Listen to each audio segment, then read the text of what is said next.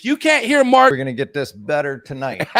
Man, let's just keep it moving. We don't have time for drama, bullshit, whatever. It's just not worth the energy. You know, I've been doing this a long time, and you know, we've always had drama here and there. I've always done everything I can to avoid it, just simply because I'm too busy, and that kind of crap takes my energy and depresses me. Stupid. I just move on. You know, people like yourself who are in my life, man, I mean, you, like you said, last thing I ever want to talk to you about is fucking drama. There's so much more important shit out there. I do this about the animals. It sounds bad maybe, but I prefer animals over people. I have a lot of great friends, but that's my piece. Reptile Super Show Pomona. It was loud. It was cracking. It was, I mean, what do you have to say about the Reptile Super Show Pomona? Dude, that was a crowd. Yeah.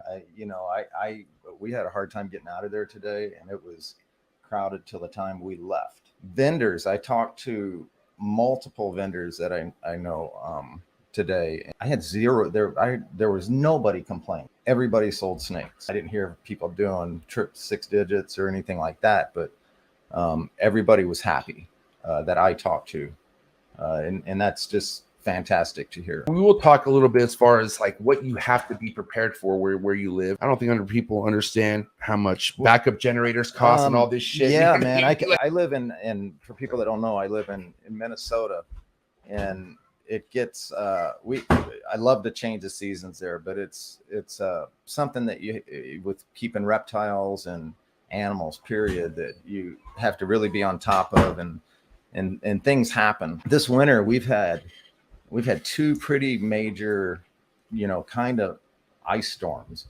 So there's been a lot of ice in the trees. I think it was about 3 or 4 weeks ago, I had a tree on my neighbor's property fell on a power line 4 in the morning and knocked the power out in an entire neighborhood at 10 degrees outside. I've got a standby generator, which is a generator that kicks on automatically when I lose power and runs everything on the property. I heard the power go out, and then obviously the generator kicked in. Everything's fine. A standby generator like that on my whole property for 25 years. This is the 3rd one that I've had. 2 others, one blew up. Actually, 2 of them blew up. They have the type that I'm using had like an 8-year, 10-year shelf life, it seems like. One of the things I have to do to keep things safe.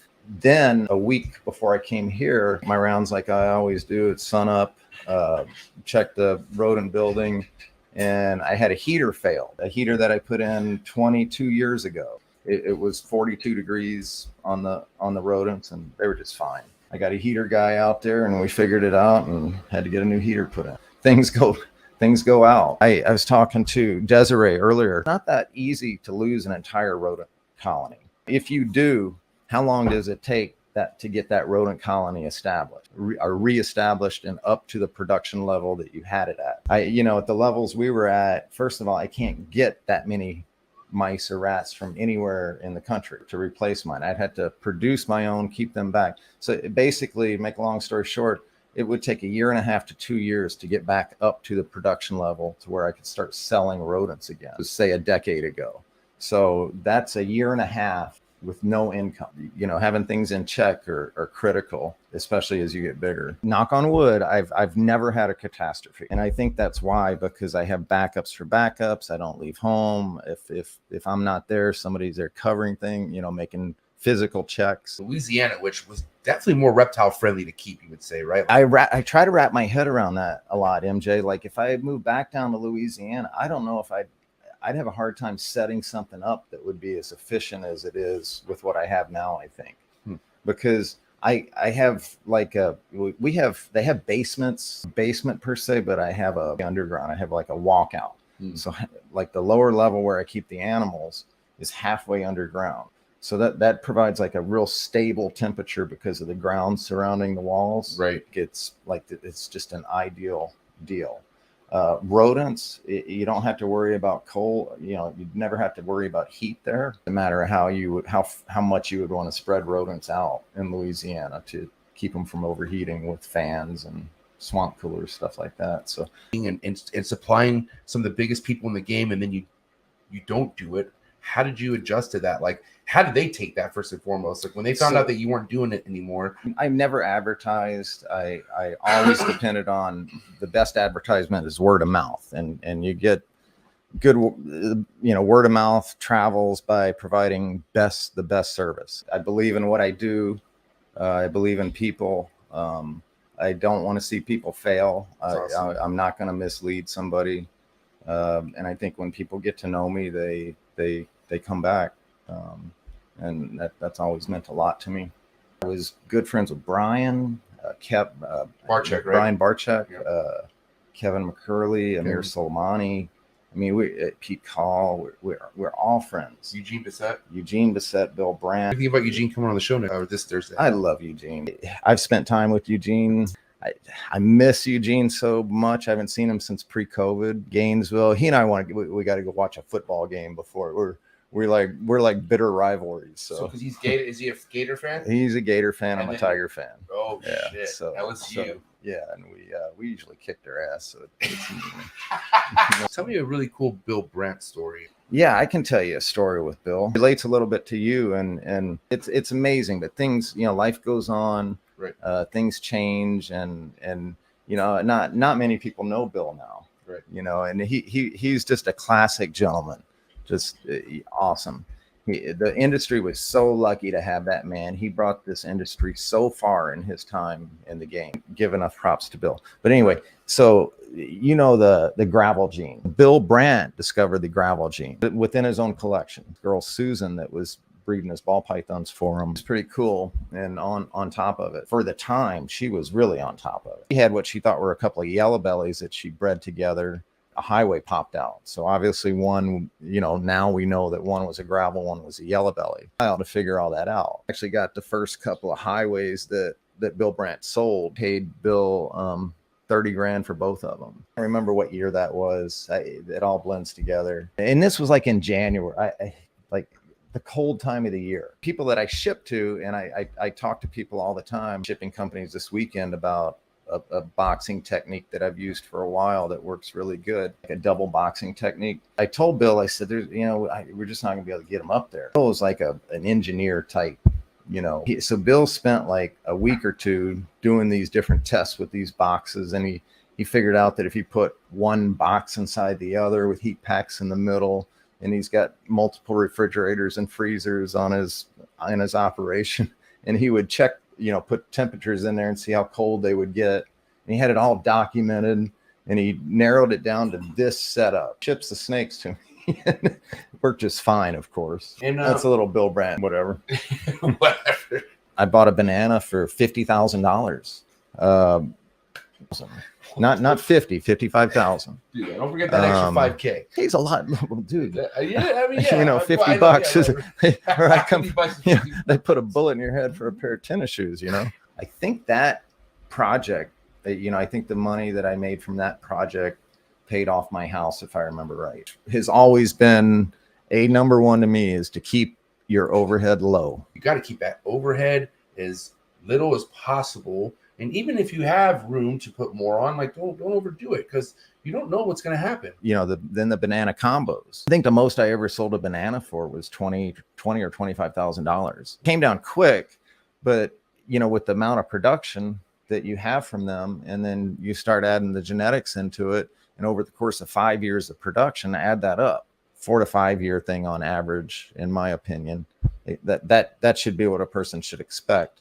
But once those animals start producing, you can get them to produce every year or every other year. And then by then you have others that are ready to produce. My eggs are laid from June through August.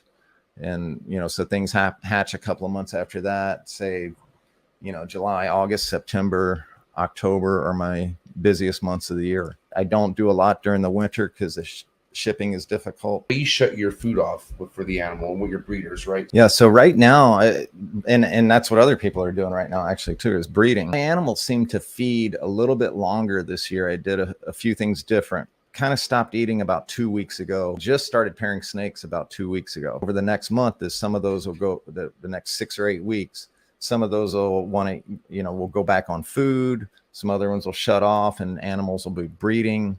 and within a couple months, everything will be done. The females will be done eating. So not only do the breeder females I stop feeding, I also stop feeding the 2 and 3 year old females that I'm raising up. Everything is done feeding until females lay their eggs and go back on food. Reduce my rat production. I produce a lot less rats. It's a lot less work. But last night after the auction, mind you, I was a little tipsy, but I had a glass of wine that was like this fucking big. I mean, it was like a double glass. It was huge, and she filled it up, and like I don't know what's going on. Her table was full of fucking goddamn plates of food and shit, and people, and so I get my $800 US arc pipe that I won, that now Dave Levinson has. You're welcome, Dave. I get this $800 pipe that's in the goddamn puffy bag, and I'm just trying to grab it and get it out of the way, and it barely brushes by the glass, but it pushes it enough so much where like I try to grab it, and what I do is I barely miss it, and it just literally flies like. And how did that glass wind up broken on the wall right behind? No. What? No, Mark, why you can't be saying that shit, Mark? Hi, Lily. Lily was right. She was there. She was sitting right next to me. Right. You saw me vent for the very first time. You helped me out. Shout out to my boy Diego. It was cool. Good security. Important do you feel like it is for somebody to kind of get themselves out there and start vending? It's absolutely more than making money. It shows. You know, years ago when we were doing shows, part of doing shows was to grow the industry. He was asking me if I ever had a show that I didn't sell anything.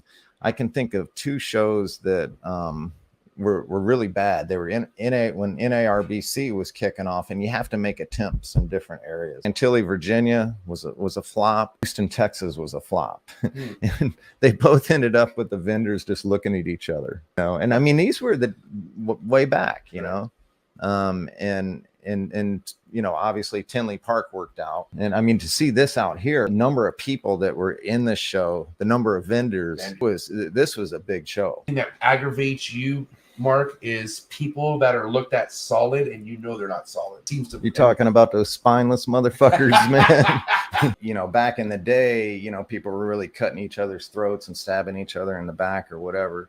I mean, and you just heard me say something about it that it seems like people have tried to do that. And, you know, I didn't mean that the past was any worse than it is today. I think that situation with Troy and his group, I mean, they just seem like a solid group of people. They're not doing anything crazy, but just providing awesome quality animals, and they don't fuck anybody over. And they really look after each other. See how it works. Yeah. Okay. So like, right. If you stick with those guns, you look bigger.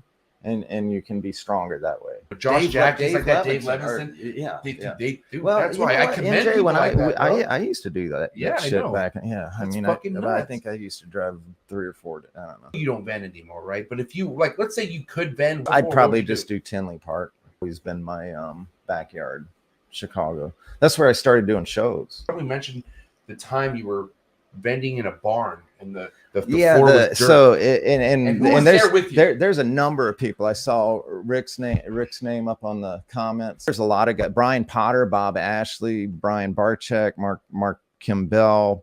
I mean, we all started at this barnyard, Lee Watson swap, and Lee Watson was a cool guy. He's dead now, but he had the largest reptile show in the country. And he used to say that show every month period at a point in time, he started having 2 shows every month of the year. You know, bikers, there were a few times where fights would break out before the show, you know, tables flipping. Good old days. It was fun, man. Man. There's still drunk from the night before, you know. I would go to that show, MJ, and I would go around and I'd buy, you know, if I had a couple $100 on me, whatever, I might buy a bunch of animals, put them on my table with what I had, mark those up, and sometimes I could actually cover the trip with just those, you know. So it was hustling. Worked with lots of colubrids at one point in your career, is that right? Colubrids I worked with were all North America. No, there were I did a lot of Honduran milk snakes, black milk snakes, and Gagea, mostly North American stuff. You know, obviously there wasn't internet and stuff like that, and I was lucky enough to have a mom that went out of her way for me, and I'd just beg, kick, and scream until she'd bring me to the library to try to find a snake book. And there wasn't much. but I would find some, and like I was just like completely enthralled by the tricolor, anything tricolor. I could not find those snakes around where I lived. Kevin McCurley, we've gone herping together before. I see the change in somebody. I can see me and him because, you know, he's the same way I am. And like, I mean, it just changes when you get out there. It's a certain amount of peace. Where the colubrids dived some and the ball pythons kicked up. My time in the reptile industry, which has been, I've done this professionally for a little over 30 years now, but there's been peaks and valleys. You know, so we had, you know, around COVID time, we had an influx of people invest in ball pythons with all the extra money that people had during COVID, government money, whatever. We had a huge influx of ball python breeders. That's fantastic. And I think what may happen is prices have come down a little bit, and those people play with ball pythons. While they're into ball pythons, they're really starting to look at other stuff as well. There's a lot more than just ball pythons. Guarantee you a lot of those are going to venture into other things. They may be done with ball pythons, and if they're lucky enough, they'll find something that they're passionate about, that they can pursue. People are talking about the numbers on morph, number of ball pythons more on Morph Market. I don't know how many are on there right now. Let me check. All right, here we go. So look, everyone's looking at this screen now. So what do we do? Hit that I button. Click it. Yeah, you see it. Well, hold on. So there's 50,944 ball pythons. No, that's 500,000. No, that's Dave Kaufman. You know Dave Kaufman. I know Dave very well. What do you think of the ball python movie he made? Haven't watched it. Why? Dude, I'm not a TV watcher. I watch sports. You watch Talk. And I sit in my sauna. Is it good? Yeah, I mean, for me, I told Dave I haven't watched it. I told him I was really sorry I haven't watched it. It's for there's such a new wave of people. Right. And I appreciated it. This is fresh information. It's fresh. Himself out there to go all the way to fucking Africa. Dude's in Madagascar right now. And he's in Madagascar. The guy, you know what? I remember I had to buy that motherfucker hotel room, I can pick and choose who I want to do business with. I do not have to do business with you, and you don't have to do business with me. I want to do business with everybody, but if I'm just all about feel good, man. I mean, if it doesn't feel good, I give people good deals, man. But if you start to take advantage, that's not going to work. Sales are not my strong point. My thing is I like the animal stuff. A lot of these people, they have employees now. And when I had the employees, they did the rodents. I did the snakes. You get a snake from me, you get something that had my hands on every detail from start to finish. Right. I have now YouTube docking me for saying cuss words so soon into my YouTube. So if I say an F word within the first 6 minutes or something like that, I get docked. What the fuck? Yes. But there's now these things are happening because my audience is growing. Like the amount of views I have for show is putting me in a category where I can't even smoke. Have you noticed I'm not smoking? I think it's a good thing. But the thing is, it's unfortunate because now look, I mean, it's like you get to a certain point of what you're doing where the audience gets so big, you have to adjust. And if you don't, you get docked. I hear you, man. I'm trying to figure out the whole social media thing, which I probably never will, but it's dicey. You got to be willing to work hard every day. Right. And you've got to be willing to make sacrifices. I'm a farmer. I file my taxes as a farmer. That's what I do. Right. It's a different type of farming, but I mean, it requires a lot of discipline, a lot of sacrifice. And if you're willing to do that, and if you find your passion piece within this industry, you can be successful. I've been friends with Junior I thought I was friends with him longer than 15, but he's been doing this since making enough money to make a living since he was 19 years old. Leopard geckos, colubrids, his dad, God bless him. And talk about a humble guy. Yeah. It was really nice to spend time visiting with him this weekend.